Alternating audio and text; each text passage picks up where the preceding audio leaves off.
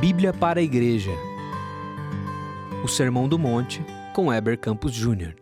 Olá, Igreja amada de Cristo Jesus. Nós estamos estudando a Bíblia juntos, mais especificamente o chamado Sermão do Monte, aquele trecho que está registrado dos capítulos 5 a 7 de Mateus. Eu quero convidar você a ler comigo a passagem de hoje, que é Mateus 5, de 13 a 16, um trecho muito conhecido do Sermão do Monte. Acompanhe a leitura. Mateus capítulo 5, versos 13 a 16, diz assim: Vós sois o sal da terra.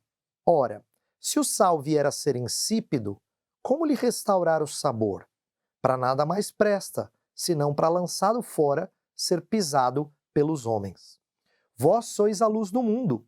Não se pode esconder a cidade edificada sobre um monte, nem se acende uma candeia para colocá-la debaixo do alqueire, mas no velador, e alumia a todos os que se encontram na casa.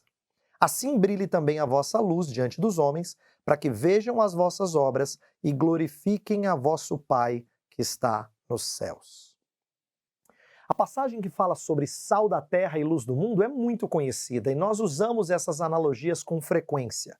Mas a gente precisa explicar algumas coisas para deixar claro a riqueza dessas metáforas que Jesus está usando para falar especificamente do impacto que o caráter cristão pode ter na vida de outras pessoas. Então, o tema dessas duas metáforas, dessas duas analogias, é exatamente o impacto que o caráter pode ter na vida de uma pessoa. Quando eu falo impacto do caráter, é claro que eu não estou dizendo que todo mundo é convencido pela vida cristã que você leva.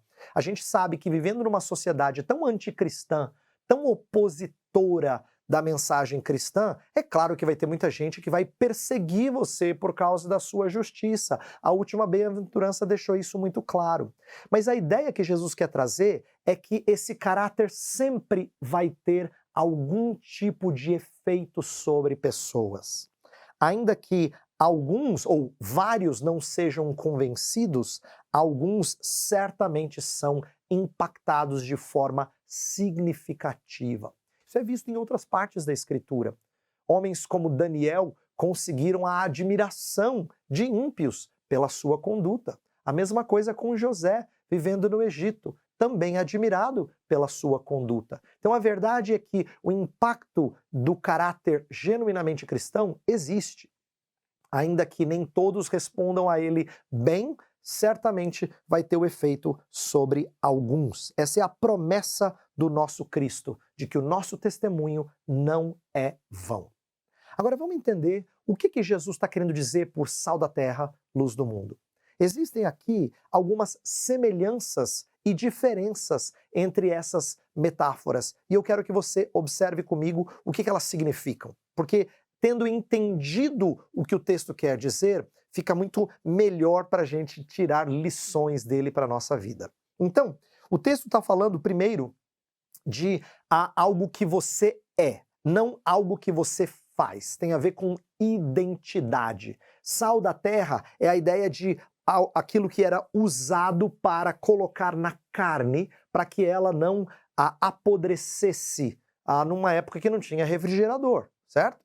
Então, quando não se podia preservar a carne por muito tempo no frio, você tinha que usar sal para você conservá-la. Ser sal da terra, então, tem a ver com uma conservação, mas você é sal da terra. Você não faz isso, tá? Você é luz do mundo. Por isso que o texto fala, vós sois. Tem a ver com identidade. Uma segunda semelhança das duas metáforas é que tem um aspecto comunitário aqui. Vós sois sal, não sais.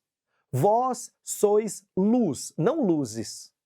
Porque, como povo de Deus, vivendo a vida que Cristo nos ensina, nós podemos gerar um certo impacto, tá? Então tem a ver com vida comunitária. Não é você como indivíduo, mas primordialmente você enquanto parte do corpo de Cristo.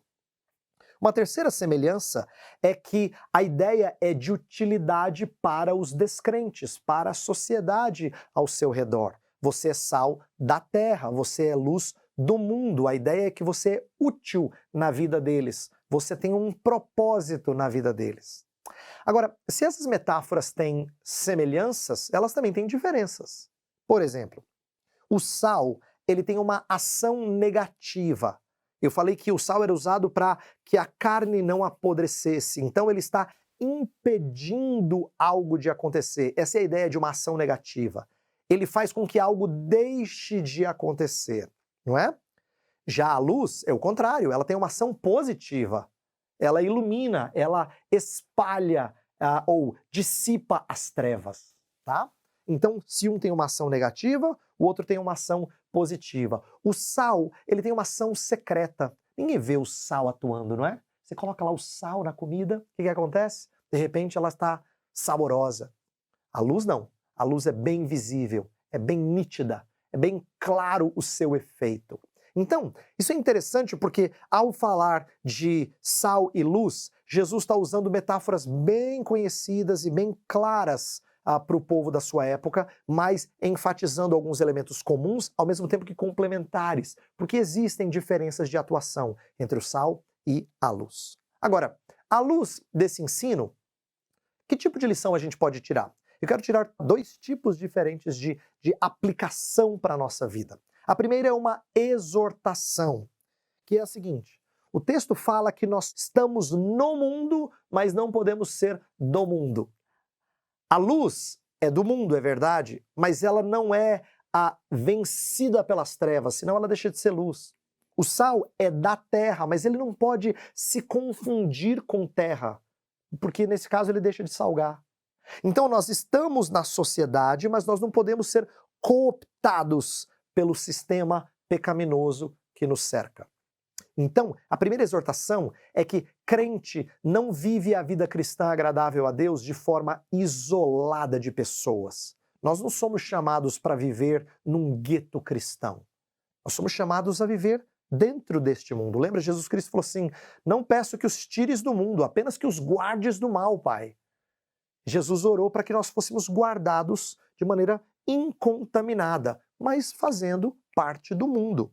Então a exortação que eu faço é que você se engaje, se envolva com pessoas, com o intuito de refrear o apodrecimento moral ao seu redor, com o intuito de dissipar as trevas na vida de pessoas com quem você convive. Não para ser cooptado pelo sistema maligno de pecado. Então essa é a exortação que a gente pode tirar. Mas eu creio que existe também uma palavra de encorajamento. Eu quero terminar com essa palavra de encorajamento. Ser sal e ser luz tem a ver com a possibilidade de nós sermos influentes em pequena quantidade. Já pensou nisso? Você só precisa de uma pitada de sal para você fazer efeito. Numa casa escura e sem energia elétrica, você só precisa de uma vela para conseguir enxergar mais ou menos e fazer as coisas que você precisa. Perceba que Jesus está usando ilustrações de coisas que são poderosas. A gente perde isso de vista quando a gente fala de luz, porque nós estamos tão acostumados com tanto potencial de energia, não é? Mas quando a gente perde a energia, a gente percebe como uma lanterna ou uma vela faz diferença. Uma só já faz muita diferença. No meio de grande escuridão, basta que você tenha uma pequena luz e ela já faz grande efeito. Mesma coisa com o sal, você não precisa de muito sal para você ser influente. Tanto é que comer 1 quilo de sal demora muito tempo, você sabe disso. Então, olha que palavra encorajadora de Jesus Cristo dizer primeiro para os seus discípulos, mas depois para todos que lhe ouviram lá no monte, que ainda que o povo de Deus pareça pequeno, ele pode fazer grandes coisas na mão desse poderoso Senhor. Grandes coisas. Ser sal da terra e ser luz do mundo não é ter pouco efeito ou pouca influência, é o contrário. Nas mãos do poderoso Deus é poder fazer grandes coisas, porque ele nos habilita a termos esse tipo de impacto. Eu espero que você seja encorajado por essa palavra. Você é sal da terra. Você é luz do mundo. Você faz parte de um corpo, por mais que seja pequenino, por mais que sua igreja seja pequena, ela é capaz de ser influente no contexto em que ela está inserida. Minha oração é que você guarde essa palavra, seja exortado alertada por ela e encorajada por ela a viver de tal forma a acreditar no que Deus pode fazer por teu intermédio. Que Deus te abençoe, te faça ousado, ousada no testemunho por Ele.